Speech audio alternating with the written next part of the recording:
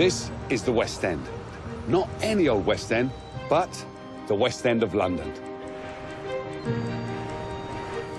I'm Jay Blades, and I want to tell you its story. Now, I'm an East End boy, and I only grew up about 5 miles away in that direction. But it's a world away from this place.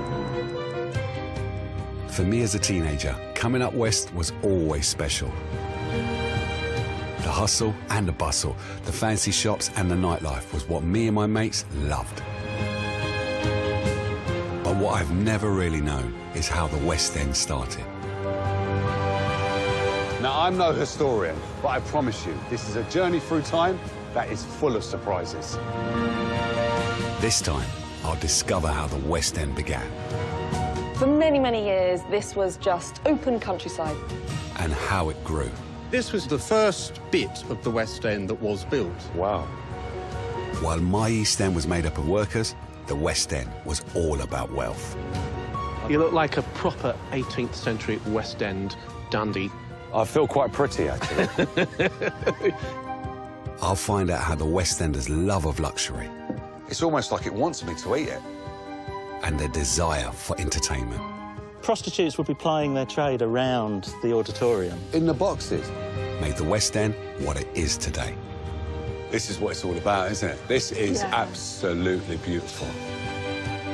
This is the story of the glitz, the glamour, the shopping, and the showbiz. Welcome to the West End of London.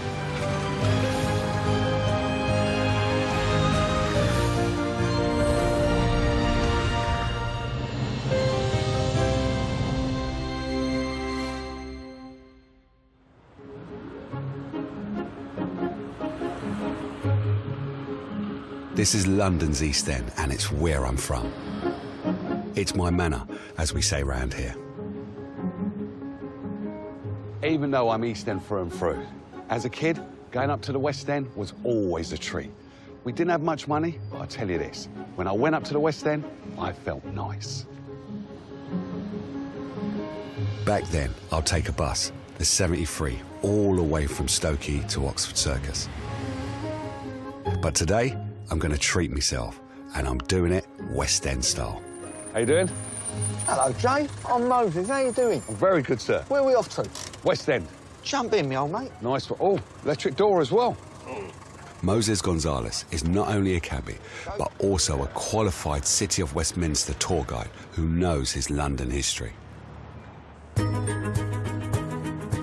So when you hear the word West End, what do you think? Well, the West End is so varied. Yeah.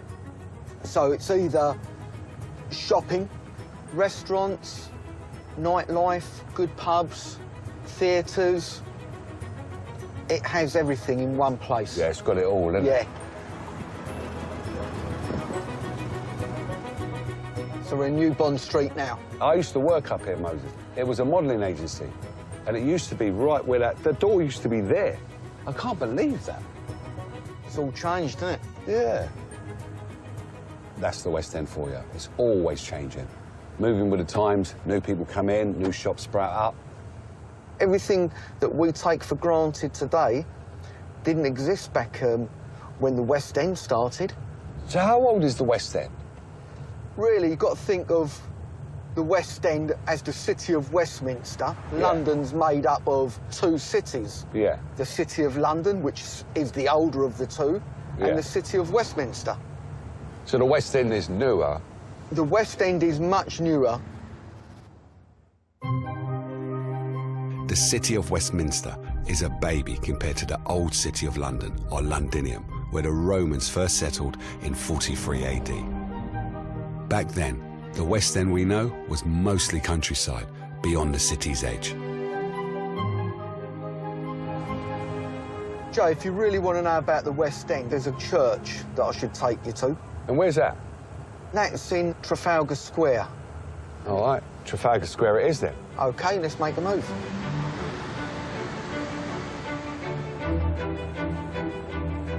On the northeast corner of Trafalgar Square stands St Martin in the Fields.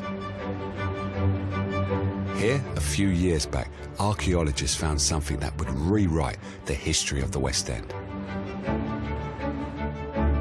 Down in the crypt, I'm meeting historian Alice Loxton, who has promised to tell me more. Hello.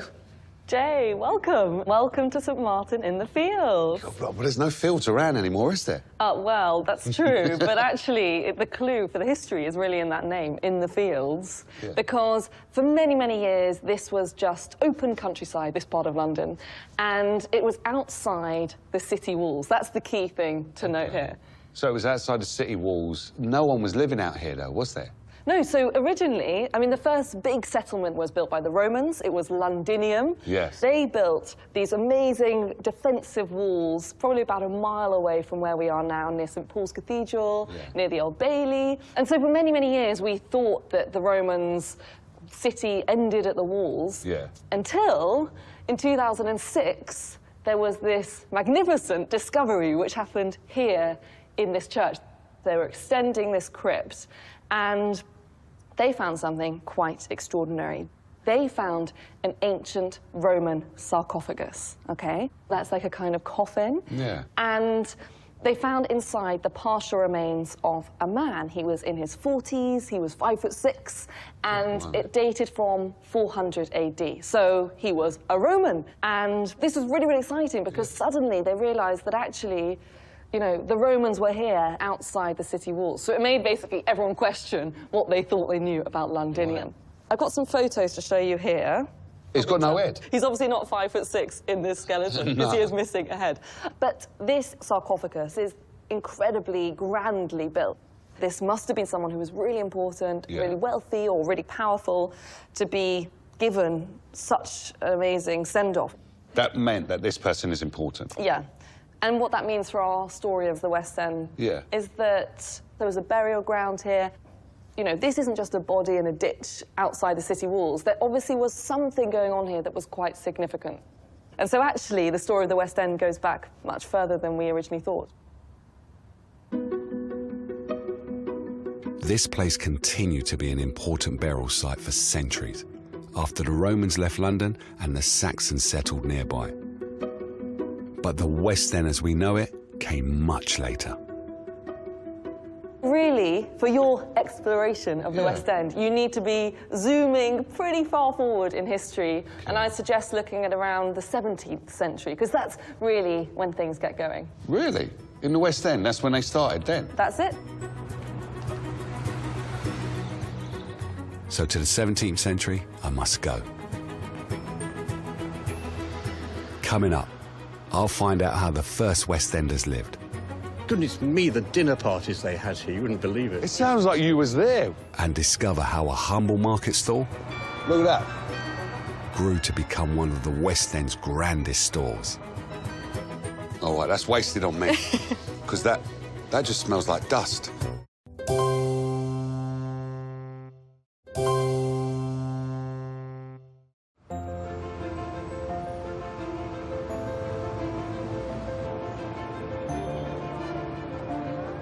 Even though my roots are in the East End of London, I've always had a soft spot for its glitzy cousin, the West End.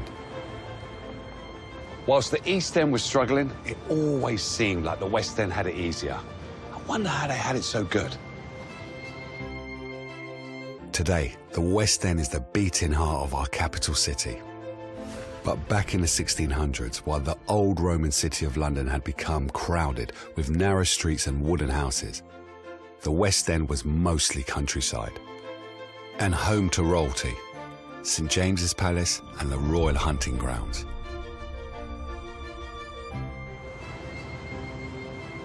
These days, St James's Palace, right off the Mall, is surrounded by smart wide streets and squares lined with elegant terraced houses. That's the West End look. Streets like this, Jermyn Street, just round the corner from the Royal Palace, were built for rich folk to be near the king and near to power. And they were very different from the kind of places that you'll find in the East End back then. Jermyn Street is named after Henry Jermyn, and that's a name you should remember because he had a huge influence on the West End. And right outside Henry Jermyn's house, I'm meeting historian Anthony Adolph to find out more. How you doing? You must be Anthony. Hello, Jay. How do you do? So I've just been up Jermyn Street. Oh, well, that's the best place to start. It is a nice place, isn't it? Yes. Henry Jermyn was a 17th century courtier. He's credited with being the founder of the West End. And so this was the first bit of the West End that was built. In the 1660s, he was granted this land by Charles II. This is all just fields. And it was land Henry Jermyn really wanted because it is really close to St. James's Palace. Right. And he had this incredible vision of developing the land with houses. Really? But not just any old houses, because Jermyn had this idea of building, well, Jay, this huge great square with a unified design. So this is how it was when Henry Jermyn finished building it. All the buildings are exactly the same. So he planned it all out to be a modern classical development with straight streets, right angles. It was all built of brick. There were paved streets. The fact that we're standing on a pavement now is something which we just take. Well, that was proper futuristic for them. Yes, it was. Yeah. It was, because he wanted something very special and something elegant. very grand. And he got it. It's hard to imagine that before Jermyn came along, what we're standing on now was mainly fields. So once he built this, he's built all these houses. Yeah. Who then moved in here? Rich aristocrats who would spend their day going down to St. James's Palace. They'd get in their carriages and they'd go along the paved streets. Yeah. Whoa. And they'd go down to St. James's Palace to pay court. Yeah. And then they'd come back here in the evenings, and goodness me, the dinner parties they had here, you wouldn't believe it. Yeah. I mean, the houses were just full to the brim with expensive... It sounds like you was there. And it's almost as if I can almost picture this sort of incredibly sumptuous world.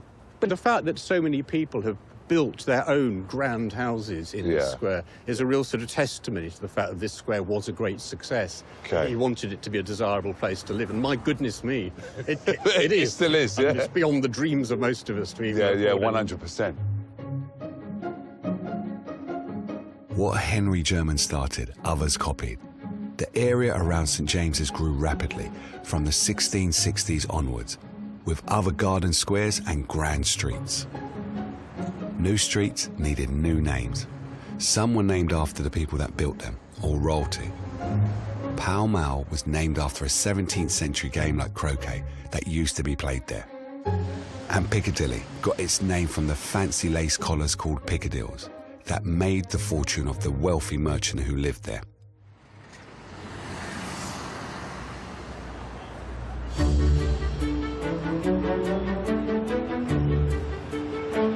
While in my East End, people were just getting by, the West End was right from the get-go, a place for the wealthy to splash their cash. Wealthy West Enders were moving here in their droves. And there's one thing, rich or poor, that we all need, and that's food. London's goods had traditionally been sold by street hawkers or at the old city markets.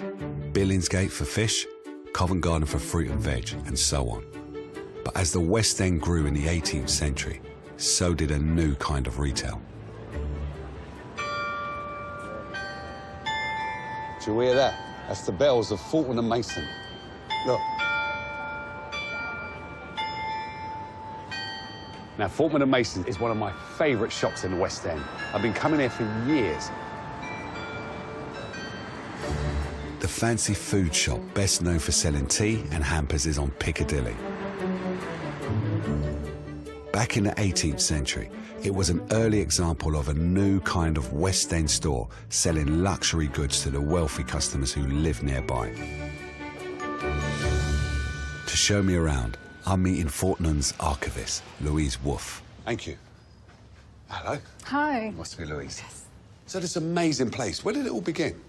So we begin in 1707, and we were very much the idea of a very entrepreneurial young man called William Fortnum. Okay. So he was a footman to the Queen at the time, who was Queen Anne. Yeah. And he spotted an opportunity that she got rid of her half-burnt candles at the end of every day because the Queen would have brand new candles to burn. Okay. So William Fortnum would melt them down, these half-burnt candles, and he would reconstitute them into beautiful new candles, but he'd sell them to the ladies of the court.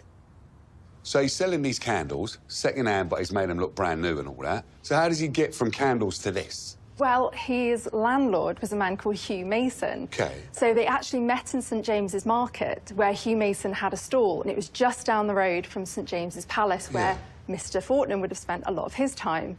And they decided that they should join forces. All right. And then they And what, have a market stall together? Yeah, but their market stall wasn't in St James's Market. It was right here, almost where we're standing today. So once they started making a good trade in candles, they went into selling other things such as tea and coffee and exotic foods and wine.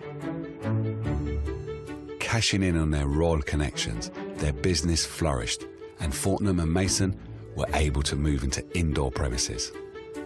Over the decades, the shop was rebuilt bigger and better, with modern innovations like plate glass windows for the gorgeous displays. I bet the two of them, Fortnum and Mason, never anticipated it'd be like this. I wonder what they'd think of it. Yeah. Now this is what it's all about, isn't it? This is absolutely beautiful. Wow. But what made Fortnum and Mason a cut above the run-of-the-mill grocery store was that it sold one particular luxury product that was all the rage with the 18th century West Enders. And as an East End boy who loves a cuppa, I'm a big fan too. Tea was something we became very famous for, and one of the earliest records we have of tea is something called a black bohea tea. A black bohea tea? So, yes, that was kind of a generic name they used in the 18th century for a lot of China teas. It had been very expensive at the time. And this is something we have today, which we sell, which is very similar to the first teas you would have sold. So you can smell it, and it is sort of a lovely floral, woody notes as well. I'm not good at this. I'm just used to, like, a builder's tea, you know. Fruity floral you're smelling in there, yeah? Yeah, it should have a hint of sort of smokiness. All right, that's wasted on me. Keep me in the market stall, because that just smells like dust. That's... all right.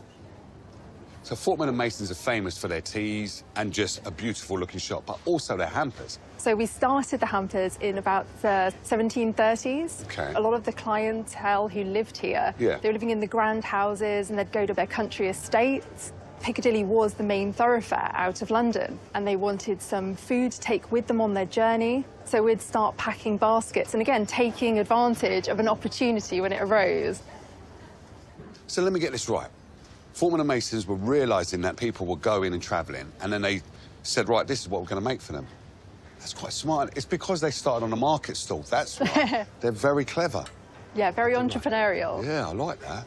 They were experimenting as well, lots of different travelling foods. So we invented the Scotch egg in 1738. You invented the Scotch egg? We did. Stop it. Really? Yep. It's not from Scotland?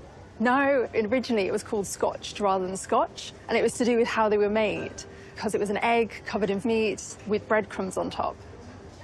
It was seen as sort of the perfect travelling food. It would fit perfectly into your hand, and it would be very nourishing and filling as well. So this is the original one? Wow, that is unbelievable. So, Scotch egg was invented in the West End. Yes, it was. I never would have believed that. Shops like Fortnum's helped turn shopping into a fun day out, and the West End into a new centre of commerce.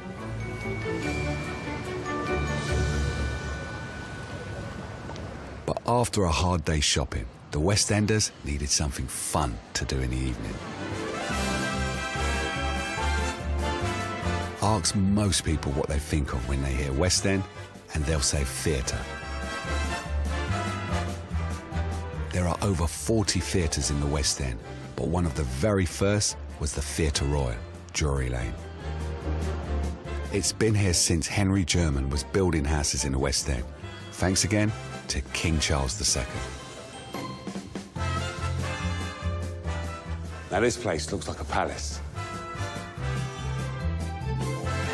To find out more, I'm meeting theatre historian Mark Fox. So this is called a Theatre Royal. Why is that? If you go back to the time of Charles II, he was somebody who enjoyed life himself and like theatre as well. So one of the first things he did when he was restored to the throne, 1660, he granted 2 licences to establish theatres so that you would bring entertainment to the people. Wow. And this was one of those theatres. But he didn't build it like this, though. It didn't look like this. No, no. That first theatre opened in 1663. OK. Wooden structure, burnt down. OK. This is the 4th building on the site, and this dates from 1812. Everybody would be here, so it was a total mix of classes.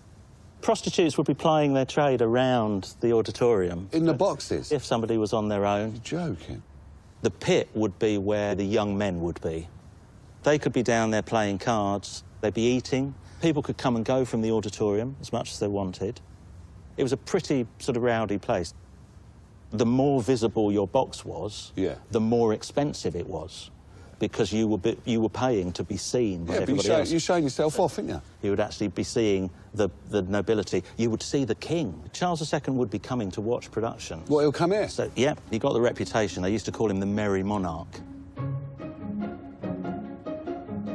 Charles II had a reputation as a ladies' man, and he changed the rules so that for the first time, female roles could be played by women rather than male actors.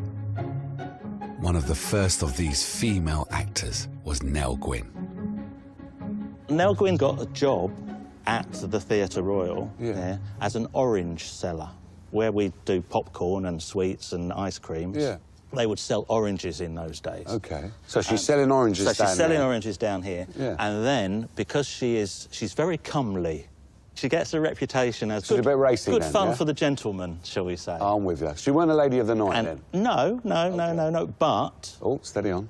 She actually progressed up through society by becoming the mistress to several people. But then she was appearing on stage in a play when the king spotted her. Nice. So she became King Charles II's mistress. Oh, was it? She actually bore him 2 children. Wow. So Nell Gwyn, quite an important character. Yeah. And also showing really what an important place theatre was. Over the centuries, that's grown and grown and grown. But it was about actually entertaining people. So it was bringing people in to the West End as a whole, as London developed. Since those days, theatre has grown so much that today, over 16 million people come to see a show here each year. Next, I'll be visiting one of the West End's most famous streets. And I'll discover a part of West End history that's truly revolting. You had open cesspits in people's cellars, in their back gardens, which would overflow. That's disgusting.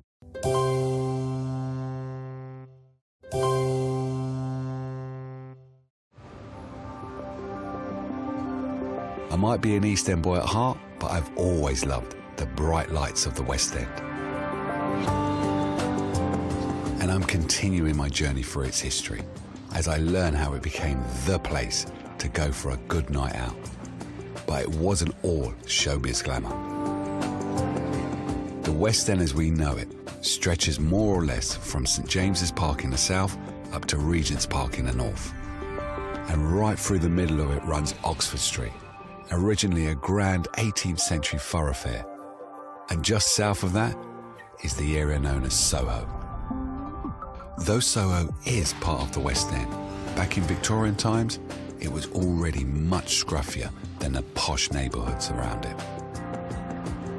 Now this is Soho, and it's got loads of character. Really, it's the West End's bit of rough. I always used to think it was my East End that was a bit rough around the edges. So I want to know how this part of the West End got to be so shabby.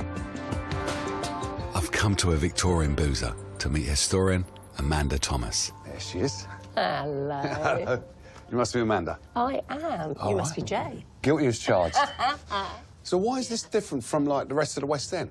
One of the reasons why Soho's a bit mixed is because it wasn't owned by a single landlord. somebody who could oversee how the development was going. And control it, sort of thing. Control it. Right. So it started out that a few aristocrats built nice houses here, but because of this problem of selling the land off piecemeal, other less desirable people started moving in. So artisans and people that were opening up workshops, and then also you had spaces for people to live. So what were once big, beautiful houses then became tenements, because you would have a single family living in a single room. One of the interesting things about Soho was that it became a place for migrants to move in. A bit like the East End, So, like the East End, but it was quite particular. A lot of Greek people moved in, hence why you've got Greek Street. Oh, is there? OK. So it became this sort of bohemian place.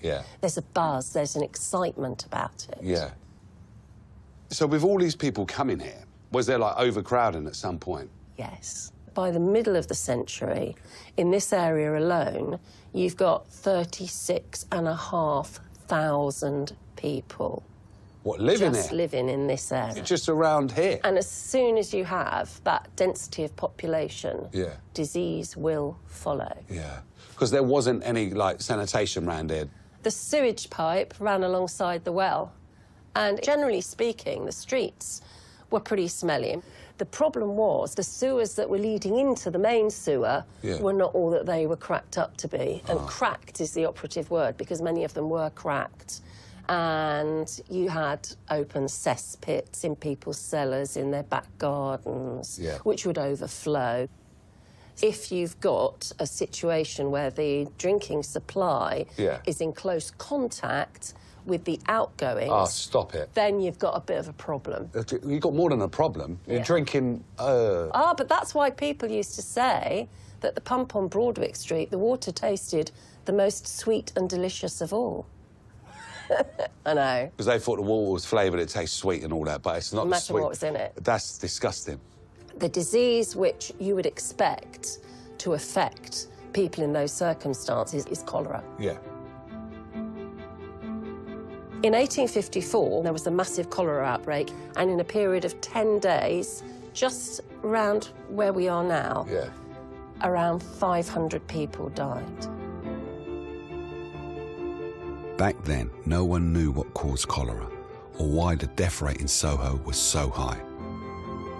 But one Soho doctor, John Snow, had a theory. It was to do with sanitation. He noticed the pattern around one of the water pumps. Well, we can see in the map here, we can see the pump in Broadwick Street here. And the lines show the proportions of death, most of which are around the pump. That's where people are dying. So Dr. John Snow, he's realised it's to do with the pump. So what did he do? He said, the one thing that would stop people dying is if you take the handle off the pump, because if the handle comes off the pump, you can't use it. And they did that on the 8th of September, and within a couple of days, the deaths had stopped. We should get out and get some fresh air. Yeah. Because I feel a little bit claustrophobic now. I'm really appreciating my tap in my ass now. And that clean water coming out of there.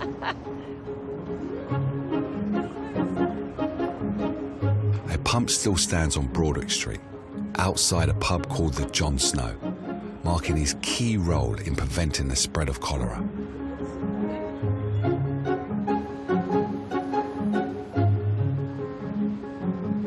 New Victorian sewers eventually improved sanitation in Soho, but the area is still kept separate from the rest of the West End by one of London's most iconic streets. Now, this is Regent Street. It runs all the way from Oxford Circus right down to Piccadilly. It's one of the most important roads with regards to clothes shopping. And you know what? That's my kind of place. Built in the early 19th century, Regent Street was London's first purpose-built shopping street. It's named after the Prince Regent, later King George IV, who's famous for his extravagance and love of fashion. By now, clothes shopping had become a popular West End hobby, and people dressed up in their best clobber to do it. For women to make their purchases, there were any number of dressmakers, drapers, haberdashers and hat shops. Now look at that. Now if you want to buy me that, birthday's very soon. Just saying. But the really well-dressed man about town would come to this street, tucked just behind Regent Street, now known as the Golden Mile of tailoring.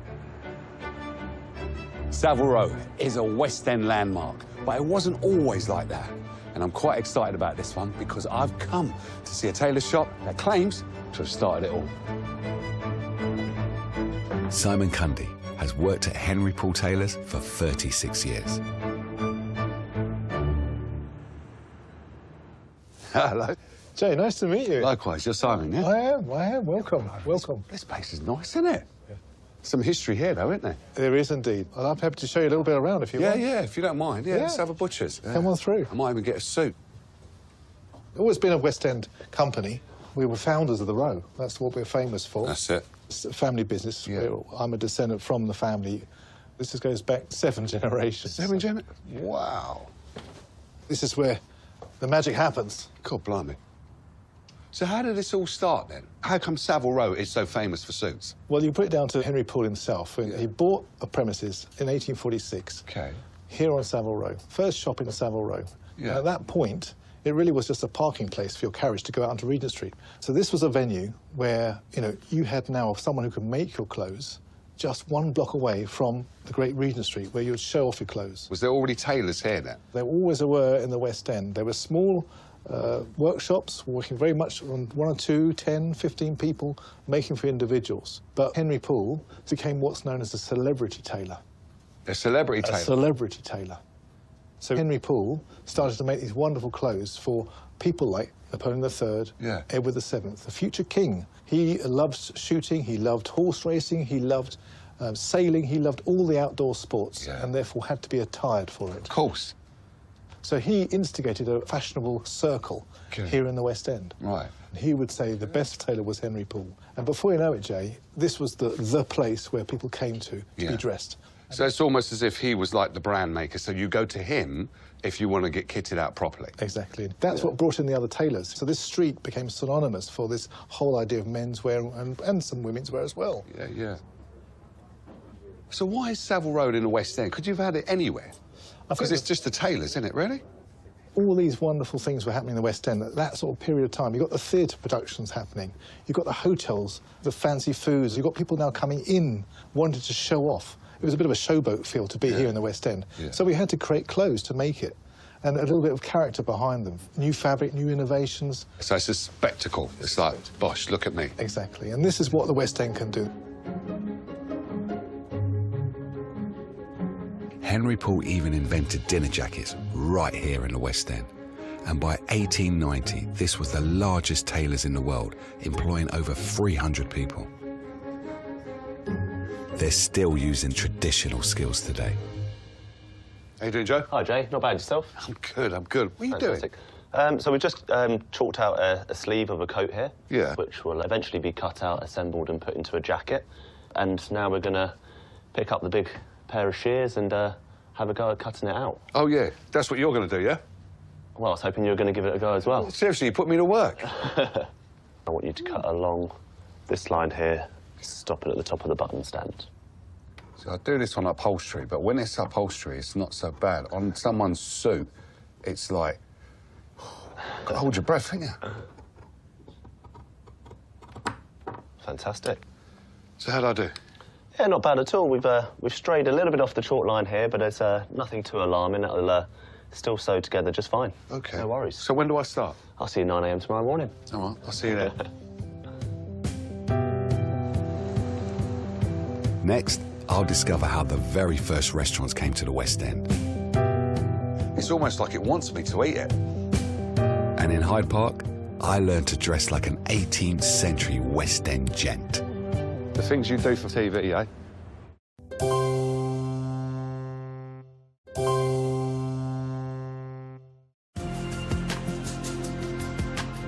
I'm continuing my journey through the history of the West End, and I've been working up an appetite. In Victorian times, over in the East End, many of my lot were munching on fast food such as jelly deals and pie and mash. But up west, a whole new way of eating out was about to be served up. Wilton's is one of London's oldest restaurants. It goes all the way back to the 1740s, when George Wilton had an oyster barrow near here at Haymarket. Good morning, how you doing? Very good, actually. I'm meeting someone for lunch, is that all right? Yes, of course. May I look after your coat? Yes. By Victorian times, the oyster barrow had reinvented itself as a posh nosh restaurant, as part of a brand new West End trend for fine dining. Smoked salmon. Thank you. Oh, wow. The native oysters for you, sir. Thank you. Beautifully displayed as well. I ain't seen an oyster displayed like that. It's almost like it wants me to eat it. Bon appetit. My dinner date is with food historian Seren Charrington-Hollins. Oh. So was it always like this up the West End, like fancy restaurants? No, not at all. The idea of restaurants is a relatively modern idea. The word restaurant doesn't even appear in the English language until 1806. Seriously? Yeah. The idea of dining out, where it's beautifully laid, we've got tablecloths, cutlery, wine. And you don't have to do the washing up. And you don't have to do the work, which is the best part. Yeah, that is. But the idea of sitting here, having genteel conversation, didn't exist in that way. Food eaten away from home was about sustenance. It was about, you needed to eat, so let's do it. Until the mid-19th century, eating out was largely confined to inns and taverns, and mostly just for men, who sat at shared tables and ate whatever they were given. For a quick takeaway, there were cook shops. Cook shops was somewhere that you would go and you would maybe buy pies, or spit roast meats. So those are already cooked? This is street food. It's portable, it's quick, and it's filling. And this is because there is no cooker at home. So let me get my head around this. You've got no cooker at home. No. You'll have to go out and eat. So either an inn or a tavern. But if you didn't have the money for that, you go to a cookhouse. Is that what you're saying? A cook shop, A cook shop. Yeah. So when do they start setting places up like this, then? Something like this, Wilton's, it's a gorgeous restaurant. Well, funnily enough, it's the French Revolution. French Revolution? Yeah. Suddenly, the aristocratic classes in France are no more, and so their wonderful chefs are now out of employment. Some of them come to Britain and bring their culinary skills with them. So what they do is they set up restaurants. Now, that's interesting, the word. Yeah. What it comes from is to restore. Restaurant, restore. Revive yourself. So that's what it is. So that's where we get the word restaurant. Yeah. It's all about restoring yourself. Yes. To make yourself feel better. Yeah, absolutely. And live better with all this fine food. Food, that's it. Yeah. Cool, blimey. Somewhere to relax, to revive. And why do we come out now? When I come out to eat. So when I'm sitting at the table, I want the food there. Just like I haven't got time for all of the other stuff, the restoring. Yeah. I just want to fill my Cook belly. shop will do for you. Yeah, cook shop is me. That's me. I'm from the East End. That's what we like to do. You go there, you get your food, and that's it. Yeah. But that's what it means. It means to actually... It's the whole thing. It's the whole thing. Yeah. For Victorian West Enders, dining out became another kind of theatrical performance. Private tables, spectacular surroundings, and fancy menus were all part of the experience. I've got a menu actually here, and we can see the French inspiration in here. I mean, just for example, poisson. We've got a croquette, just the term. It's something quite elegant. Yeah. It's just not, it's not your pie and mash. Okay. It's not your pie and mash, love. This is for your creme de la creme. Okay. This is about a show of your money. This is about following the fashion. So with a menu like that, it sounds like it could only happen up West End, really, isn't it? Well, when you look at the West End of London, you've got all of the ingredients you need to really develop the restaurant trade. You've got theatre, you've got entertainment, you've got people of influence, you've got people that are attracted to the whole hustle, bustle, the excitement, the entertainment of it all. So the birth of restaurants is a real West End story, isn't it? It is indeed. But for all the hustle and bustle, the West End isn't all fancy meals out. big buildings and packed pavements. There's also the Royal Parks. Of London's 8 Royal Parks, no fewer than 5 are in the West End. St James's Park, Regent's Park, Green Park, Kensington Gardens and Hyde Park. They were all originally royal hunting grounds. But Hyde Park was the first royal park to be open to the public. Fun fact for you. Now, did you know that to be classified as a forest, you have to have over 20% trees? London has 21%, and the majority of them are in these royal parks. That means technically, London is a forest. To get the lowdown on how Hyde Park's 350 acres of green space fits into the story of the West End, I'm meeting park historian Paul Rabbits. You must be Paul. I am. You do it. Pleased to meet you. It's a cold day today in Hyde Park, isn't it? The special thing about Hyde Park is it became what was known as the People's Park. Charles I decided that he would allow people to come into Hyde Park, whereas many other old parks were kind of closed off. So you call this the People's Park. Who's coming here? So you had the great and the good. The great and the good and the wealthy who were living in the West End, etc., but also those who worked for them, servants, people who were working in the houses. So when they got a day off, they will come out? They come here, yeah, they come here and they parade in the Hyde Park, the People's Park. And it became, believe it or not, the fashion centre of London. Oh, seriously. And they would parade across there, looking across the Serpentine, which is in front of us, to a place called the Ring. OK. And they would come in all their finery. Dressed up all dandy-like, yeah? Oh, yeah. They were there to be seen. So it was like an old-day catwalk, and then they showed themselves off, like, look at me. For 18th century West Enders missing the pleasures of their country estates, Hyde Park provided a perfect place to get some fresh air, meet their mates, and show off their expensive clothes and carriages. But it wasn't a safe place to be either. It wasn't a safe place? No, it's a park. no. I mean... so why wasn't it safe? Because as people were going across the theatres and the shows over in the West End, they would often travel through Hyde Park to get there. Yeah. And were often robbed. So there was highwaymen. It was notorious. Whoa, highwaymen in the park? Yeah. It's always had a bit of a dark side as well. But anyway, I've got something for you. Have you? You know, you're known for your... Matiffa, yeah? Yeah. And if you think about, the London dandies and parading in the Ring, and I just thought, a typical London dandy... hold on. I think this looked good on you, to be honest, Jake. Have you seen the size of my head? I don't think that'll fit me. All right. Oh, this fits me. It fits. So how do I look? You look superb. You look like a proper 18th century West End dandy about town. With a hint of East End in me, eh? Absolutely.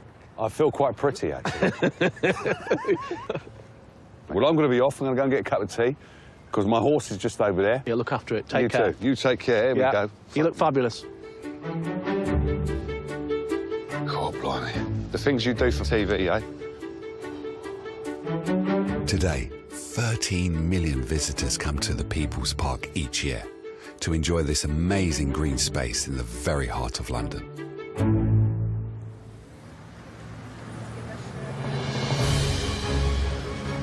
For its first 200 years, the West End never stopped creating new ways for the wealthy to enjoy some razzle-dazzle. What I love about the West End is right from the beginning, it's been trying out new things and setting the trends. Basically, just showing off a bit. So even for an East End boy like me, the West End has always been one of the most exciting places in Britain. And in the 20th century, it would open up to everyone. Next time, I'll be checking out the West End in its prime. How you doing, Governor? Discovering how more and more visitors began flooding in. And they'd go, I'm going up west, and they'd all dress up, come out for a night out. I used to do that as well. Did you? That's like going up west. I'll be looking at the arrival of one of the very first hotels. You just walk in here like it's nothing. Have you seen this room? And a brand new department store. This is the first store to actually have ladies' toilets. Yeah, you can go to the loo. You can go Kazi. Yeah. You're all right. Yeah. Wow. That's brand new J Blades, the West End Through Time, next Saturday at 9. On Tuesday at 9, Dara O'Brien heads to Texas to watch one of the rarest of solar events in brand new Secrets of the Sun. From the record-breaking tap dance with Roy Castle to those comedy legends who made Saturday nights fabulous, we're celebrating the greatest TV of the 70s after the break.